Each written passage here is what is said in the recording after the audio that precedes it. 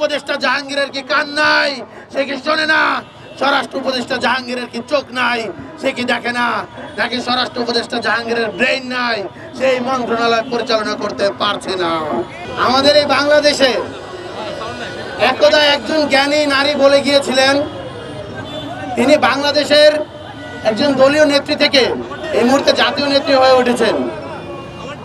এই গোপালীদের বাড়াবাড়ি দেখে উনি একটা কথা বলছিলেন, গোপালগঞ্জের নামই বদলে দেয়া হবে।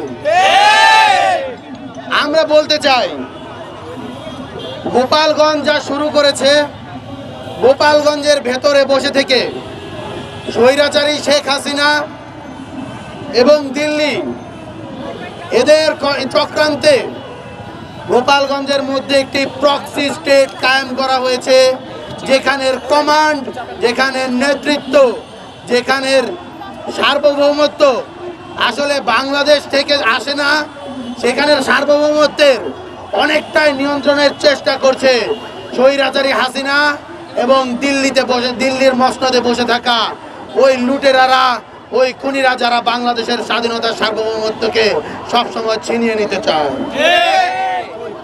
আমরা একটা কথা স্পষ্টভাবে বলতে চাই, এই প্রক্সি স্টেট খেলা আমরা হতে দিব না। গোপালগঞ্জ বাংলাদেশের ভূমি, বাংলাদেশের ছাত্র জনতা সম্মিলিতভাবে স্বৈরাচারী শেখ হাসিনাকে বাংলাদেশ থেকে হটিয়ে দিয়েছে। 25 বছরের ওয়ারেন্টিযুক্ত দীর্ঘস্থায়ী দরজা প্রোটেক্টর, আধুনিক ও মজবুত দরজা। তাই স্বৈরাচারী শেখ হাসিনা, স্বৈরাচারী আওয়ামী লীগ, ফ্যাসিবাদী ছাত্রলীগ, হামলাকারী গণহত্যাকারী যুবলীগ, কারো স্থান এই বাংলাদেশের মাটিতে হবে না। আপনারা দেখতে পেয়েছেন, ইসি একটি নাটকবাজি করেছে। ইসি বলেছে নৌকা মার্কার প্রতীক নাকি এখন পর্যন্ত থাকবে। আমরা বৈষম্য বিরোধী ছাত্র আন্দোলন, বাংলাদেশের জুলাই গণঅভ্যুত্থানের ছাত্র জনতার পক্ষ থেকে স্পষ্টভাবে বলতে চাই, এত বড় একটি গণহত্যার পরেও বাংলাদেশ থেকে স্বৈরাচারী শেখ হাসিনা এবং যারা রাজনৈতিকভাবে দলগতভাবে এদেশে গণহত্যা চালিয়েছে, সেই আওয়ামী লীগ এবং তাদের মার্কাকে বাংলাদেশের নির্বাচন ব্যবস্থায়, জুলাই গণঅভ্যুত্থান পরবর্তী নির্বাচন ব্যবস্থায় শহীদের রক্তের উপর পাড়া দিয়ে যে গণতান্ত্রিক আন্দোলন প্রতিষ্ঠিত হয়েছে, সেই গণতান্ত্রিক যাত্রার নির্বাচনে এই নৌকা প্রতীক ব্যালটে থাকতে পারবে না। আমরা বিশ্বাস করি নৌকা প্রতীক ব্যালটে রাখার এই যে ষড়যন্ত্র, এটা রিফাইন্ড আওয়ামী লীগ নামে যে তত্ত্ব, যে কথা বাজারে ছড়িয়ে দেওয়া হচ্ছে, সেটাকেই সেই যে সন্দেহ, সেই যে রিউমার, সেটাকে সত্যের দিকে ঠেলে দিচ্ছে। আমরা বলবো এসব বাদ দিন। ইন্টারিম গভর্নমেন্টের ম্যান্ডেট জুলাই, এই ইসিরও ম্যান্ডেট জুলাই। জুলাই না আসলে এদেশের আপনাদের ইলেকশন কমিশনার তো দূর, আপনাদেরকে দূরের মাঝেও খুঁজে পাওয়া যেত না। এদেশের ইলেকশন কমিশনার থাকতো হাসিনার পয়সা দিয়ে পোষা লুটেরা, আমলা, আর কিছু হাসিনার টোকাইরা।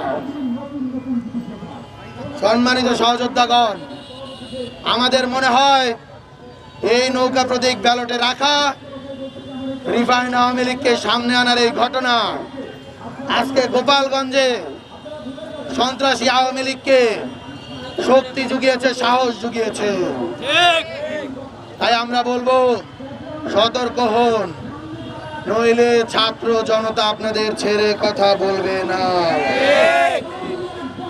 স্বরাষ্ট্র উপদেষ্টা ফেসবুকে ঢুকলে, টিকটকে ঢুকলে আপনার রিলস দেখা যায়, কিন্তু যখন এদেশের ছাত্র জনতার উপর আক্রমণ করা হয়, জুলাইয়ের নেতৃবৃন্দের উপর আক্রমণ করা হয়, জুলাইয়ের সম্মুখ যোদ্ধাদের উপর আক্রমণ করা হয়, তখন আপনার পুলিশ বন্দুক তাক না করে দাঁড়িয়ে থাকে। আমাদের বাংলা ব্লকেট করে সারা বাংলাদেশ অচল করে দিয়ে আপনাদের বাধ্য করতে হয় গোপালগঞ্জে অ্যাকশন নেওয়ার জন্য। আমি বলি সারা বাংলাদেশ থেকে প্রেসার দিয়ে কেন স্বরাষ্ট্র মন্ত্রণালয়কে পরিচালনা করতে হবে? স্বরাষ্ট্র উপদেষ্টা জাহাঙ্গীরের কি কান নাই? সে কি শোনে না? স্বরাষ্ট্র উপদেষ্টা জাহাঙ্গীরের কি চোখ নাই? সে কি দেখে না? নাকি স্বরাষ্ট্র উপদেষ্টা জাহাঙ্গীরের ব্রেইন নাই? সেই মন্ত্রণালয় পরিচালনা করতে পারছে না। তার ম্যান্ডেট জুলাই।